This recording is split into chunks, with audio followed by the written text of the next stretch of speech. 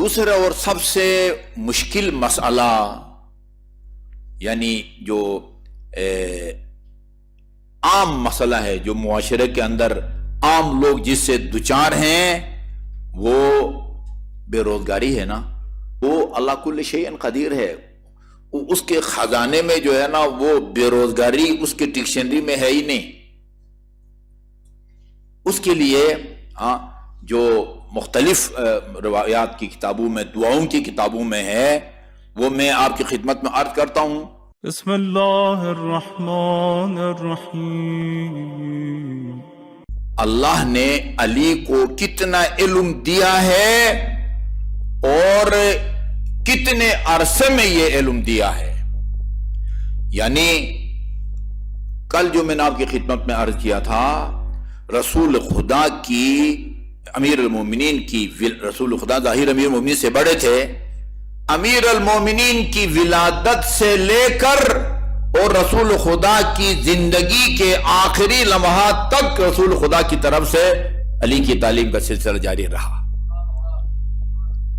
غیر معمولی طریقے سے، غیر معمولی طریقے سے، اکثر غیر معمولی طریقے، لعاب دہن کے ذریعے علم منتقل ہو، یہ غیر معمولی طریقہ ہے، جو وہ کسی کے آج تک کچھ ایسے کوئی ٹیکنالوجی ایسی جو ہے نا وہ نہیں ملی کہ ایک قطرے کے ذریعے جو ہے نا آپ کے معلومات دوسرے تک منتقل ہوں۔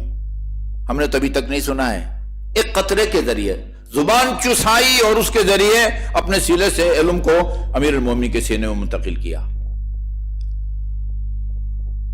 مسجد کوفہ کے یہ ہم فرائض السمتین میں لکھا ہے، مسجد کوفہ کی منبر پر امیر المومنین بیٹھے ہوئے تھے، مسجد کوفہ کی منبر پر۔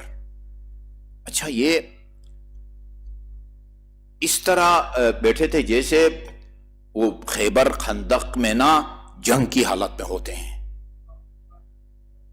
پتہ نہیں اس وقت بھی پتہ نہیں دہشت گردی کا خطرہ تھا، ٹارگٹ کلنگ کا خطرہ تھا، تلوار بھی رسول خدا کا آویزان کیے ہوئے تھے، زیرہ جو پہنتے ہیں نا وہ دشمن کے حملے سے اپنے آپ کو بچانے کے لیے، وہ پشت کو جو ہے نا وہ سے کو بھی بچاتا ہے، وہ سامنے سینے کو بھی بازو وغیرہ اس کے نہیں ہوتے۔ امامہ بھی رسول خدا کا تھا، انگوٹھی بھی رسول خدا کی تھی۔ مسجد کوفہ پر بیٹھ کے فرمایا، انہا ہنا، یہاں میرے سینے میں جی لصفۃ العلم، صفا سین فیطوین، میں نے ڈکشنری میں دیکھا ہے، اس میں اس کا ترجمہ لکھا ہے عورتوں کا سنگھار دان، بناؤ سنگار کہتے ہیں نا، بناؤ سنگار، جس میں خاتون ہیں بیوٹی بکس، جس طرح خاتون اس بکس کے اندر اپنے آرائش کا سامان رکھتی ہے، کوئی حرج نہیں ہے آرائش کا سامان وہ رکھے اور اپنے آپ کو آراستہ کرے، کوئی حرج نہیں ہے، جائز ہے، لیکن آراستہ کر کے نامحرم کے سامنے جانا یہ حرام ہے، یہ تو سب کو پتہ ہونا چاہیے، ٹھیک ہے جی۔ آرائش کر کے اپنے محرم کے سامنے میں جانے میں کوئی حرج نہیں ہے، اپنے آپ کو آراستہ کر کے، لیکن آراستہ کر کے سرما، سرخی پاؤڈر وغیرہ وغیرہ، مصنوعی پلکے جو بھی ہے، میں تو کہتا ہوں جو خداداد حسن ہے نا اس کو بگاڑ دیتے ہیں اس کے نتیجے میں، ٹھیک ہے، اس میں کوئی حرج نہیں ہے۔ اگر آپ کو اس سے تسلی ملتی ہے، اس سے خوش ہوتے تو ٹھیک ہے، لیکن اجنبی کے سامنے، نامحرم کے سامنے اس طرح جو ہے نا وہ نہ جائیں۔ کہتے ہیں کہ وہ جس طرح اس بیوٹی بکس کے اندر خاتون کے آرائش کا سامان ہوتا ہے نا، یہاں میرے سینے میں وہ علم کی جو ہے نا ٹوکری کہوں یا کیا کہوں، وہ علم جو انسان کی لباس زینت ہے نا، اس کا سامان علی کے سینے میں ہے۔ پھر فرماتے ہاذا، کل میں نے عرض کیا تھا نا، فرمایا رسول خدا نے زبان چسائی، رسول خدا نے لعاب دہن کے قد امیر المومنین کے وہ دہن مبارک میں وہ ٹپکائے، فرمایا یہاں پر یہ رسول میرے سینے میں رسول خدا کی زبان کی برکتیں ہیں اور ان کے لعاب دہن کی برکتیں ہیں۔ یہاں فرمایا تھا سلونی سلونی قبل ان تفقدونی، جو مجھ سے پوچھنا چاہتے ہو پوچھو، نہج بلاغہ میں یہ جملہ بھی ہے فإنی اعلم بطرق السماوات من طرق الارض، میں زمین کے راستوں سے بھی زیادہ آسمان کے راستوں کو جانتا ہوں۔ دوسرا اور سب سے مشکل مسئلہ، یعنی جو عام مسئلہ ہے، جو معاشرے کے اندر عام لوگ جس سے دوچار ہیں، وہ بے روزگاری ہے نا، بے روزگاری ہے یا غربت ہے۔ بہت سارے مومنین ہیں جو ریگولر ایک فکس تاریخ میں، کوئی رہبر کا مقلد ہے، کوئی رہبر وہ آیت اللہ سیستانی حفظہم اللہ ان کا مقلد ہے، فکس تاریخ میں خمس لے کے آتے تھے، خمس لے کے آتے تھے۔ ابھی حالات شاید بین الاقوامی بھی کہہ سکے، ملکی حالات اتنے خطرے میں ہیں، یعنی اتنے خراب ہیں کہ جو لوگ ریگولر مثلا 1 لاکھ 1.5 لاکھ لے کے آتے تھے خمس بچت کا 20واں حصہ، وہ ابھی 30 اور 35 ہزار کی جو ہے نا فگر میں لے کے آ رہے ہیں۔ بے روزگاری عام ہے، غربت عام ہے۔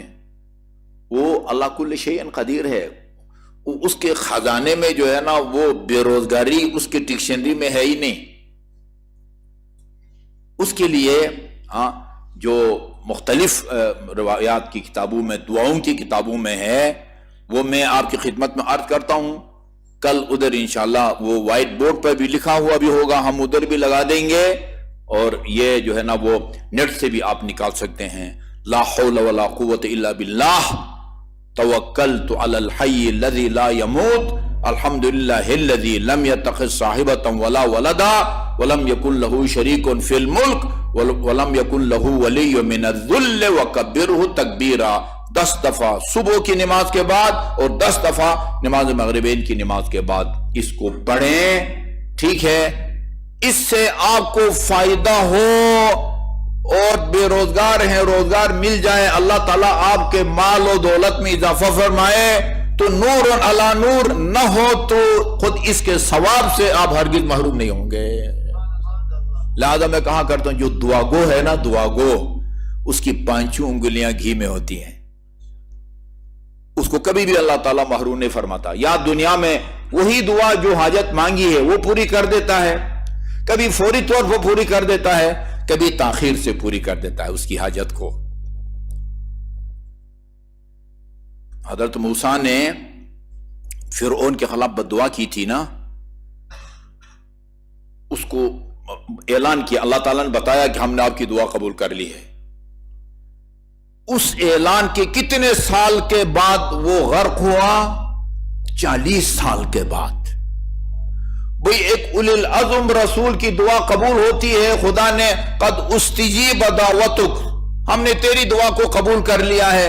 اولی العزم رسول کی دعا کے قبول ہونے کا اعلان بھی ہوتا ہے، عمل درآمد 40 سال کے بعد ہوتا ہے، تو میں اور آپ کیا چیز ہے بھائی؟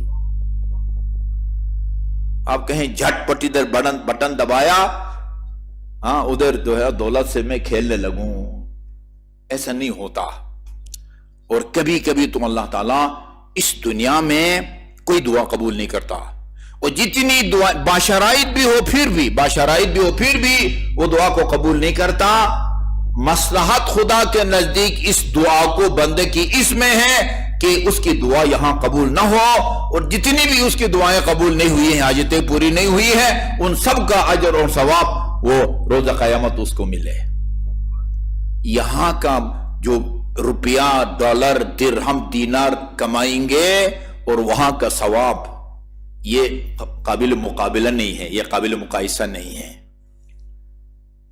10 دفعہ لا حول ولا قوت الا باللہ، توکلت علی الحی الذی لا يموت والحمدللہ الذی لم يتخذ صاحبۃ ولا ولدا ولم یکن له شریک فی الملک ولم یکن له ولی من الذل وکبرہ تکبیرا۔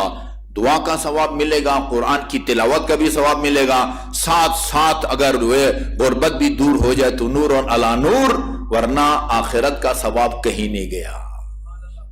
درود بھیجے محمد وآل محمد پر۔ اللہم صل علی محمد وآل محمد۔